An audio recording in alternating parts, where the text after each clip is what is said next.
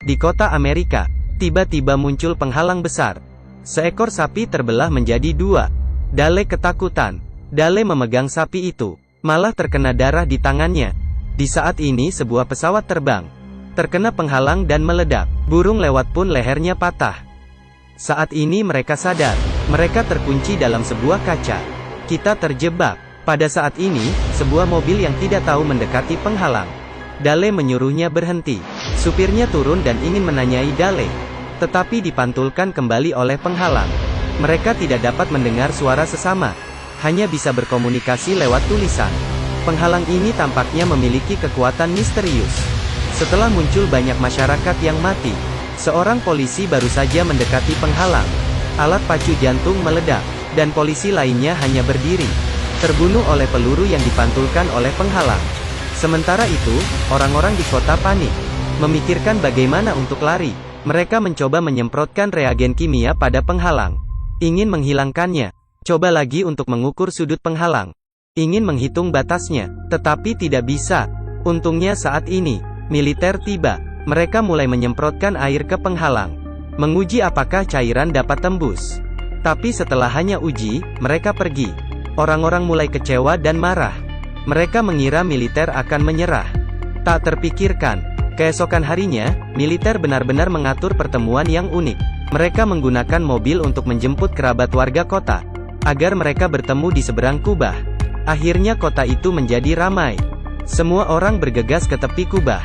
Mereka tidak bisa mendengar suara kerabat mereka, hanya bisa mengekspresikan suasana hati dengan tindakan. Di seberang kubah, sepasang kekasih saling berciuman. Mereka menggunakan kertas, pena dan tablet, menyatakan isi hati mereka. Bahkan ada orang yang menulis nama mencari putri mereka. Walaupun tidak pernah ketemu, tetapi hanya suatu pandangan, mereka merasa terhubung satu sama lain. Orang-orang berkerumun di depan kubah dengan kegembiraan, saling memberi kabar, menikmati pertemuan mereka. Itu putraku. Saya sudah belasan tahun tidak bicara dengan dia. Tapi Dale menyadari ada sedikit bahaya. Jadi Dale menemukan seorang wanita yang bisa membaca bibir. Membawanya ingin mengetahui kabar dari tentara. Seorang tentara mengatakan padanya, tentara akan berangkat besok, dan takkan kembali lagi, karena pemerintah ingin meluncurkan bom ke dalam kubah. Mereka ingin mengebom kubah, agar tidak menimbulkan kepanikan. Mereka tidak peduli penghuni di kubah akan terbunuh atau tidak, bukan untuk menyatukan sanak saudara, tapi membiarkan mereka mengucapkan selamat tinggal sebelum mereka mati. Dale mencari orang untuk memberitahu masyarakat, kemudian membawa penduduk untuk menemukan tempat perlindungan bawah tanah. Sangat cepat, tiba saatnya pengeboman. Masyarakat duduk dengan tenang dan memeluk orang yang mereka cintai. Siapapun tidak tahu bagaimana akan hari esok. Bom nuklir meledak 10 meter dari kota, tapi tidak ada yang terjadi pada pasangan di dalam. Dale menyentuhnya, melihat bahwa penghalang itu masih ada. Ledakan itu hanya meninggalkan celah setengah meter, tetapi malah menghancurkan semuanya. Sumber daya di kota hampir habis. Kehabisan makanan dan air. Semua orang terpaksa membentuk tim untuk mengambil air di danau. Tetapi melihat ikan-ikan yang mati, mereka tahu airnya bermasalah. Air yang diambil itu ternyata bisa menghidupkan api. Ini bukan air, tetapi adalah bahan bakar. Melihat keadaan ini, semua orang cemas. Pergi ke toko dan mengambil barang dagangan. Bahkan ada yang berkelahi. Demi menghentikan mereka, polisi mengeluarkan gas air mata. Tetapi tidak berguna. Melihat masyarakat yang kacau, polisi mengeluarkan pistol. Ketika ingin menembak, turun hujan deras. Semua orang menjadi sadar, dengan cepat menampung air. Tetapi Yo melihat sepertinya hanya di dalam kubah yang hujan. Mungkinkah itu telah membentuk sistem iklim independen? Yo merasa aneh. Dia menyentuh kubah lagi, merasa ada sesuatu yang mengendalikan kubah di kota. Jadi dia menarik pacarnya Nori, dengan sketsa kubah yang diperhitungkan dengan cermat. Kemudian mencari, tanpa diduga, menemukan tumpukan daun yang mencurigakan. Yo menyentuhnya, kemudian terkena sengatan listrik. Dia memastikan bahwa ini pasti kubah kecil. Jadi mereka buru-buru membuang daunnya, membersihkan debu dengan air. Ternyata penutup kaca yang familiar muncul. Yang berbeda adalah, ada telur yang tersembunyi di dalamnya. Melihat telur aneh ini, Yo mencoba berbicara padanya, ingin mematikan kubah. Tetapi tatapan Nori meragukan. akhirnya menggunakan cara lain. Bersama Nori memegang telur itu. Tiba-tiba, ibu Nori muncul. Dengan takut Nori melepaskan tangannya. Di saat itu, ibunya menghilang. Nori tiba-tiba punya firasat buruk. Dia segera berlari pulang. "Ibu, saya datang." Ternyata ibunya sedang sakit parah. Tampaknya kubah itu sengaja mengingatkannya untuk berpamitan dengan ibunya. Nori merasa, pasti ada rahasia yang lebih besar di balik kubah. Jadi dia berlari ke kubah. Memukul kubah dengan kuat. Ingin menanyainya apa yang dia mau. Tidak ada respon dari kubah. Tapi telur hitam di kubah kecil tiba-tiba memancarkan cahaya. Keesokan harinya, muncul di halaman belakang Yo. Untuk memahami rahasia telur hitam, Yo memanggil beberapa temannya, meletakkan tangan di atas kubah. Tiba-tiba cahaya menghilang. Bintang yang tak terhitung jumlahnya dikeluarkan dari telur hitam. Mengambang di sekitar mereka. Truk menabrak kubah dan langsung pecah. Seorang mengerem dengan takut, ingin melihat dengan jelas. Tetapi putrinya pingsan mendadak, dan sembarang berkata-kata. Bintang jatuh. Di malam hari, anak laki-laki lain pingsan di dekat kubah. Mengatakan hal yang sama.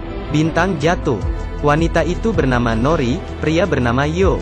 Sebagai satu-satunya orang di kota dengan gejala ini, mereka memutuskan untuk menyelidiki bersama. Tetapi saat mereka berpegangan tangan, pingsan lagi. Bintang jatuh. Orang tua mereka langsung membawa ke rumah sakit dengan ketakutan dan melakukan pengecekan total. Tetapi dokter berkata mereka baik-baik saja. Yo dan Nori tidak percaya. Mereka mencoba lagi. Kali ini mereka sengaja merekam video. Mereka berlutut, dengan ragu mengangkat tangan. Saat bersentuhan, mereka berdua pingsan. Ketika mereka sadar mereka mengecek video. Melihat mereka asal bicara lagi. Dan Yo membuat gerakan diam. Sepertinya kekuatan misterius menggunakannya untuk menyembunyikan rahasia. Keesokan harinya, Yo menemukan dua intercom. Dia tahu selama dia dekat dengan Nori, dapat mengubah sinyal. Berkata-kata dalam intercom. Mereka juga dapat mengubah kebiasaan binatang. Seperti menarik kupu-kupu dalam jumlah banyak, agar kupu-kupu tetap di sekitar kubah. Mengetahui hal ini, Yo dan Nori berencana untuk mencari kubah kecil itu, yang mendadak muncul di halaman belakang rumahnya. Malah membesar. Mereka melihat kubah itu terdapat 4 telapak tangan. Kemudian mereka mengajak dua teman lagi untuk meletakkan tangan mereka di atasnya. Tiba-tiba telur hitam menjadi putih, mengeluarkan cahaya, kemudian pecah. Di dalamnya ada sebuah telur hitam yang kecil, dan kupu-kupu yang sekarat. Melihat kupu-kupu yang kasihan, Nori menyentuhnya, ternyata menghidupkannya. Di saat itu telur hitam bergerak, sepertinya akan meledak. Semuanya berlari, kita harus menjauhinya. Tetapi Julia teman Nori tidak takut, malah mengangkatnya. Gerakannya berhenti. Kupu-kupu juga mulai mengelilinginya, seperti memilih tuannya. Untuk memahami rahasia telur hitam, mereka membawanya kembali ke hutan tempat mereka menemukannya. "Beritahu aku apa yang harus kulakukan." Akhirnya, Nori melihat ibunya yang meninggal itu. Tetapi dia sadar, ibu ini ternyata alien. Ibu alien ini memberitahunya, mereka yang meletakkan kubah ini, tujuannya adalah untuk mengamati manusia. Mereka ingin membuka kubah, harus melindungi telur hitam kecil ini. Yang terbaik adalah menyembunyikan di dalam air. Akhirnya Julia naik perahu, melempar telur ke tengah danau. Akhirnya mengeluarkan cahaya dan naik ke atas, seperti meteor yang menuju langit. Seluruh kota dikejutkan oleh pemandangan ini. Mereka melihat ke atas, menyaksikan cahaya itu, akhirnya menerangi kota. Tetapi kubahnya belum hilang. Jelas alien itu berbohong.